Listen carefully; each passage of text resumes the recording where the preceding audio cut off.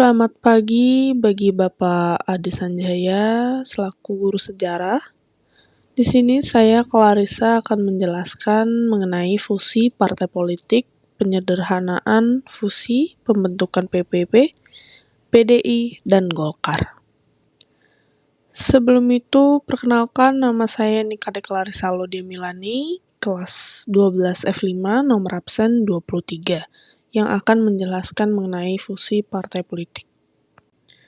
Baik, yang pertama ada apa itu fusi partai politik?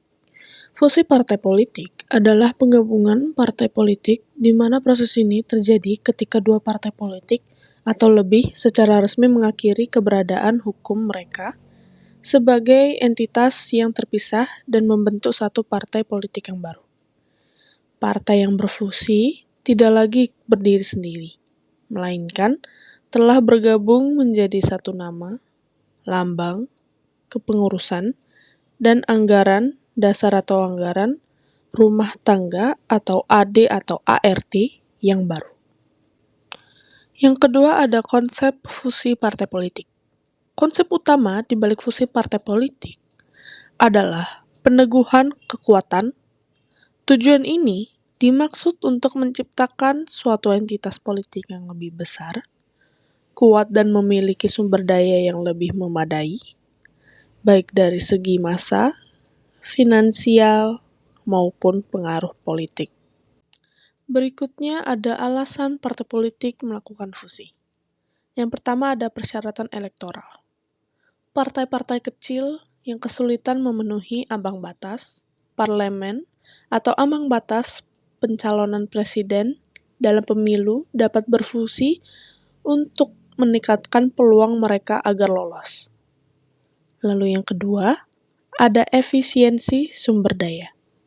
Fusi partai memungkinkan partai menyatukan sumber daya finansial, kader, dan logistik. Lalu yang ketiga, penguatan ideologi. Partai-partai yang memiliki platform atau ideologi yang serupa dapat berfusi untuk menciptakan basis massa yang lebih solid. Lalu yang keempat, stabilitas internal. Fusi dapat menjadi solusi bagi partai yang dilanda konflik internal atau perpecahan atau pecah kongsi. Lalu yang terakhir ada tujuan politik jangka panjang. Untuk membangun partai yang dominan dan mampu bersaing dengan besar lainnya dalam jangka waktu yang lama. Lalu selanjutnya ada fungsi nyata fusi. Pemerintah melakukan kebijakan fusi partai untuk mengurangi jumlah partai politik yang bertambah banyak setelah pemilu 1971. Di bawah ini merupakan hasil pengelompokan berdasarkan ideologi atau program kerja. Yang pertama, ada Partai Persatuan Pembangunan atau PPP, merupakan fusi dari kelompok partai-partai Islam, seperti yang pertama, Partai Nahdliyatul Ulama atau PNU, yang kedua Partai Muslimin Indonesia atau Permusi, yang ketiga Partai Syarikat Islam Indonesia atau PSII, lalu yang terakhir ada Partai Islam Perti. Lalu yang kedua ada Partai Demokrasi Indonesia atau PDI, merupakan fusi dari kelompok partai-partai nasionalis dan non-Islam atau Kristen. Seperti yang pertama, Partai Nasional Indonesia atau PNI, yang kedua Partai Kristen Indonesia atau Parkindo, yang ketiga ada Partai Katolik, keempat ada Partai Ikatan Pendukung Kemerdekaan Indonesia atau IPKI, yang terakhir ada Murba. Lalu yang terakhir merupakan golongan karya atau Golkar. Golkar yang awalnya bukan partai, kemudian menjadi kekuatan politik tunggal yang mendominasi rezim Orde Baru. Baik, selanjutnya ada dampak fusi pada sistem kepartaian.